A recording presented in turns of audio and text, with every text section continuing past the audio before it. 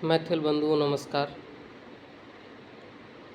उत्तर प्रदेश में और उत्तर प्रदेश से सटे हुए ज़िले मध्य प्रदेश, हरियाणा, राजस्थान, छत्तीसगढ़ और भी बहुत सारे ज़िले, पंजाब, इसमें अप्रवासी मैथिल ब्राह्मणों की अच्छी खासी संख्या है।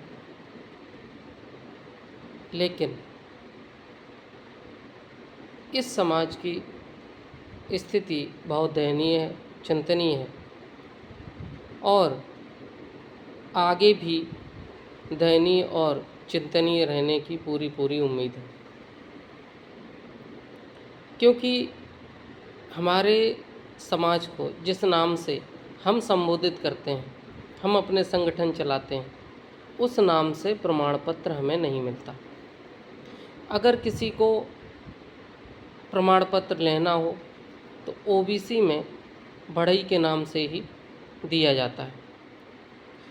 अब ऐसी स्थिति में हम कागज़ पर कुछ और, मतलब अपने कागज़ों पर, संगठन के स्तर पर, एक दूसरे से वार्ता के स्तर पर तो मैथिल ब्राह्मण घोषित करते हैं, लेकिन ज़मीनी सच्चाई ये है कि हमें अन्य जातियां बढ़ई कह के पुकारती हैं। इसका रीज़न है और इसका एक ठोस कारण भी है क्यों ऐसा है। क्योंकि जो सदियों से हम शिल्प कार्य करते चले आ रहे हैं, तो जाहिर सी बात है कि वो शिल्प कार्य के आधार पर ही हमें ऐसा कहा जाता है। अब कुछ लोग ये कहते हैं कि मैथिल ब्राह्मण के नाम से अगर हमें प्रमाण पत्र मिल जाता है तो ये बहुत अच्छी बात होगी। निश्चित रूप से ये अच्छी बात होगी और इसी अच्छाई को 1998 में लागू करने का प्रयास किया गया था। क्योंकि तत्कालीन जो मुख्यमंत्री थे श्री कल्याण सिंह जी, वे भी ओबीसी समुदाय से आते थे और वे भी समाज के ढांचे से बखूबी वाकिफ़ थे और उन्हें पता था कि ये जो काष्ठकार, लौहकार हैं, ये लोग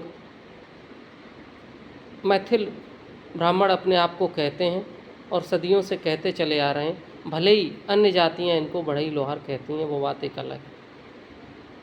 क्योंकि इसी कॉन्सेप्ट या कहें इसी फिनोमेना से वे भी अछूते नहीं थे। लोधी राजपूत समुदाय से आते थे और राजपूत ये मानते थे कि वे राजपूत हैं, लेकिन ज़मीनी स्तर पर उन्हें लोधी कहा जाता था।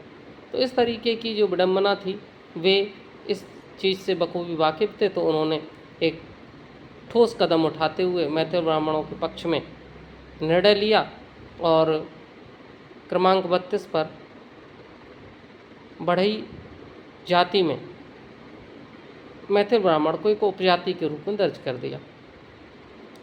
लेकिन इसी से ही हमारे कुछ लोगों की भावनाएं इतनी आहत हो गईं कि अपने ही पैर पर कुल्हाड़ी मारने में वे नहीं चूके और उन्होंने इस मैथिल ब्राह्मण को बढ़ई जाति में उपजाति के रूप में दर्ज करने का विरोध करना शुरू कर दिया। अब आप ये बताइए कि अगर ओबीसी का प्रमाण पत्र मैथिल ब्राह्मण के नाम से मिल जाए और आपके प्रमाण पत्र पर मैथिल ब्राह्मण लिखा हो, तो क्या आपसे कोई ये पूछने आएगा कि आप मैथिल ब्राह्मण जो सर्टिफिकेट लिए हुए हैं, ये किस जाति के अंतर्गत है? अरे जाहिर सी बात है कि मैथिल ब्राह्मण का सर्टिफिकेट है तो हम मैथिल ब्राह्मण हैं। लेकिन हमारे कुछ लोग इतने समझदार हैं कि वे इस छोटी सी बात को भी नहीं समझ पाए और दुनिया भर का बखेड़ा खड़ा कर दिया और अंत में सरकार ने ये निर्णय लिया कि इन बेवकूफ़ों को समझाना बहुत मुश्किल है, अतः इस निर्णय को वापस ले लिया जाता है।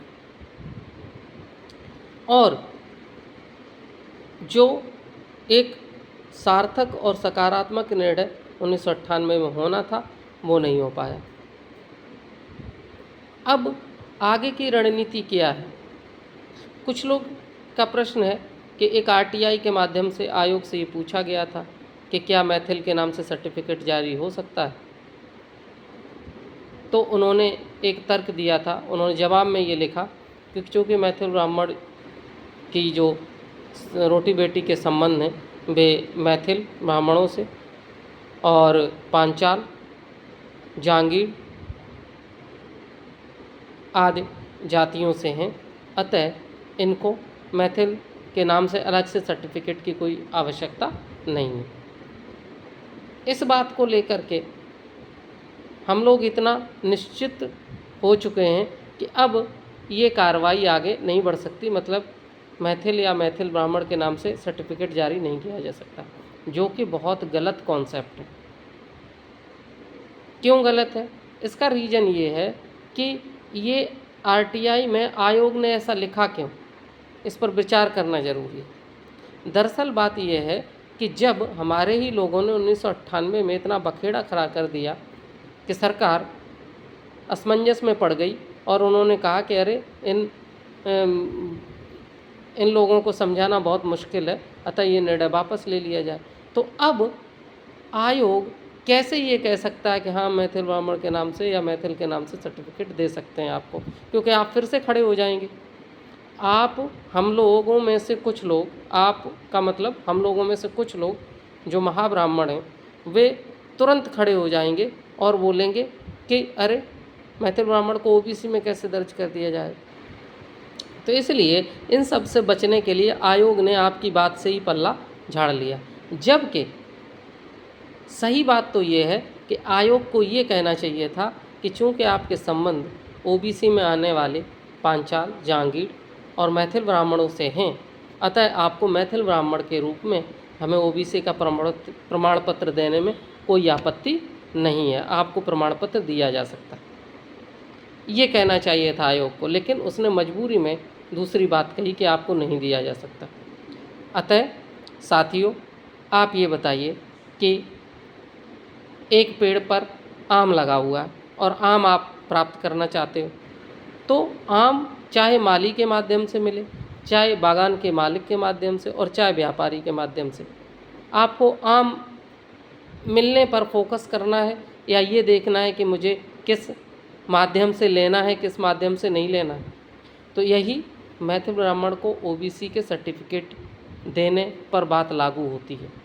अगर हमें मैथिल ब्राह्मण के नाम से, चाहे वो किसी भी क्रमांक पर या तो अलग क्रमांक पर और या फिर मान लीजिए अभी बढ़ई जाति के अंतर्गत ही मैथिल ब्राह्मण की उपजाति के रूप में माना जाए और मैथिल ब्राह्मण के नाम से आपको सर्टिफिकेट जारी हो जाए, प्रमाण पत्र मिल जाए और आपके पास प्रमाण पत्र पे ये लिखा हो कि फलाना मैथिल ब्राह्मण जाति ओबीसी की सूची में क्रमांक 32 पर दर्ज है, इनको ये सर्टिफिकेट दिया जाता है, तो क्या कोई आपसे ये पूछने आएगा कि आप किस जो मैथिल ब्राह्मण के नाम से ये सर्टिफिकेट लिए हो, ये किस जाति के अंतर्गत आपने लिया है?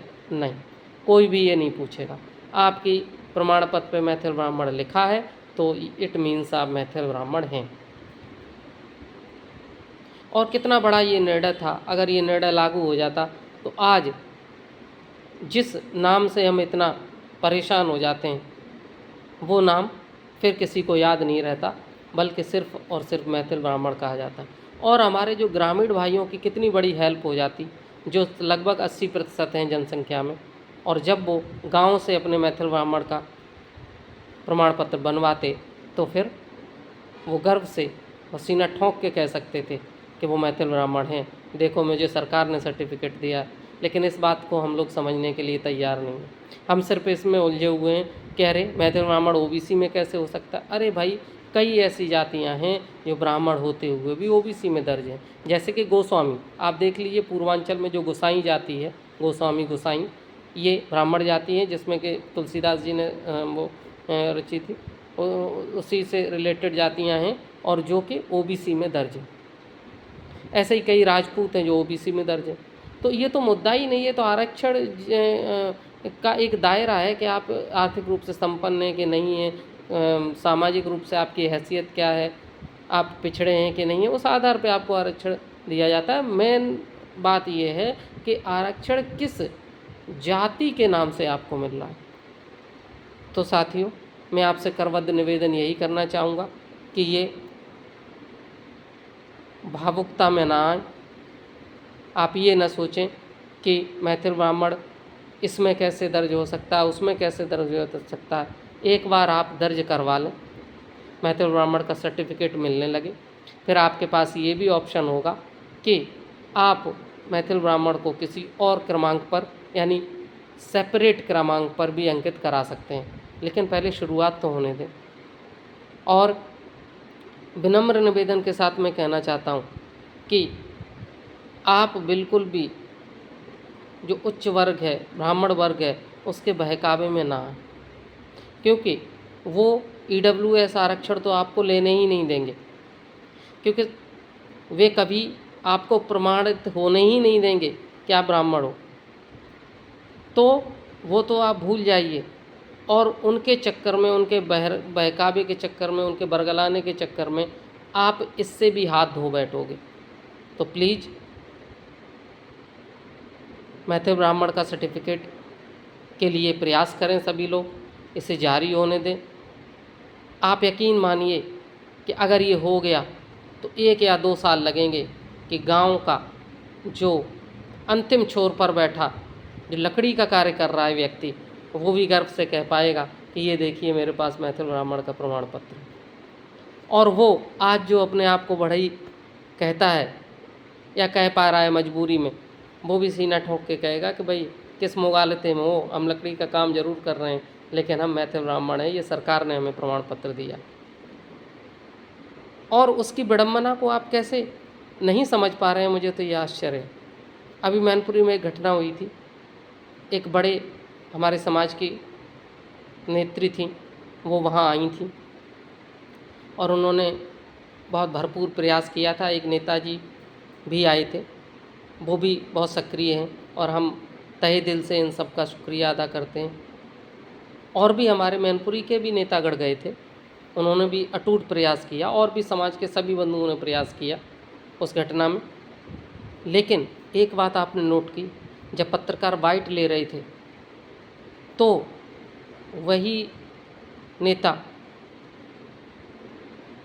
जो अपनी फेसबुक पोस्ट पर बातचीत में मैथिल ब्राह्मण घोषित करते हैं अपने आप को, उन्होंने क्या कहा था, बाइट बहुत ध्यान से सुनिएगा। उन्होंने ये कहा था, जब पत्रकार ने सवाल पूछा कि इनकी क्या गलती है या ये घटना कैसे हुई, तो हमारी नेत्री ने कहा था कि इनकी कोई गलती नहीं है, इनकी सिर्फ इतनी गलती है कि इन्होंने बढ़ई समाज में जन्म लिया। आप ये बताइए, जो नेता और हम लोग खुद जो मैथिल ब्राह्मण दिन रात कहते हों, चिल्लाते हों, लेकिन जैसे ही ज़मीन पर आए, ज़मीन पर संघर्ष किया, तो हमारे मुंह से अनायास ही निकल गया कि बढ़ई समाज में जन्म लिया। और आप इस हकीकत को ही नहीं समझना चाहते। एक इतना बड़ा नेता जो प्रदेश स्तर का नेता है, वो इस बात को कहने की उसकी क्या मजबूरी पड़ी। वो ये नहीं कह सकता था कि मैं मैथिल ब्राह्मण समाज में जन्म लिया, लेकिन नहीं, जो हकीकत है, जिस जाति से अन्य जातियां पुकारती हैं, वो अनायास ही मुँह पर आ गया। इसमें उनकी कोई गलती नहीं है, उन्होंने बिल्कुल सही कहा। चूँकि मैथिल ब्राह्मण अगर कहते तो पत्रकार कुछ और भी सवाल दाग सकते थे, तब वो ये भी कह सकते थे ये तो बढ़ई है, आप मैथिल ब्राह्मण कह रहे हो, तब क्या जवाब होता आपको? तब आप एक्सप्लेनेशन देते कि हम मथुरा से आए थे, हम वहाँ से दरभंगा से निकले थे, ये निकले थे, वो निकले थे, क्योंकि आपका प्रमाण पत्र बढ़ई का बन रहा है। और फिर कैसे सिद्ध करते कि आप मैथिल ब्राह्मण? तो प्लीज़ मैं सभी साथियों से अनुरोध करता हूँ कि पहले मैथिल ब्राह्मण दर्ज कराने को लेकर के मुहिम चलाएं। और एक बात तो तय है कि अगर ये हो सकता है तो OBC में ही दर्ज हो सकता है, क्योंकि EWS में या सवर्ण जाति में मैथिल ब्राह्मण, अप्रवासी मैथिल ब्राह्मण को दर्ज नहीं होने देंगे उच्च वर्ग और की जातियाँ, ये ध्यान रखिएगा, क्योंकि वो अपने 10% EWS आरक्षण को किसी और के साथ शेयर नहीं कर सकते। तो बहुत बहुत धन्यवाद। इस मुहिम में सभी साथ दें, सभी आगे बढ़ें, और हमारे जितने भी लोग इसमें सक्रिय हैं वो पूरी दिन दूनी रात चौगुनी तरक्की के साथ इसमें आगे बढ़ें और बिल्कुल भी भावुकता मन में न लाएं। हम मैथिल ब्राह्मण के नाम से प्रमाण पत्र हमें मिल जाए, फिर ये सारी चीज़ें दूर हो जाएंगी। इसलिए अभी से निराश होने की ज़रूरत नहीं है, आगे बढ़ें। जय मैथिल, जय भारत।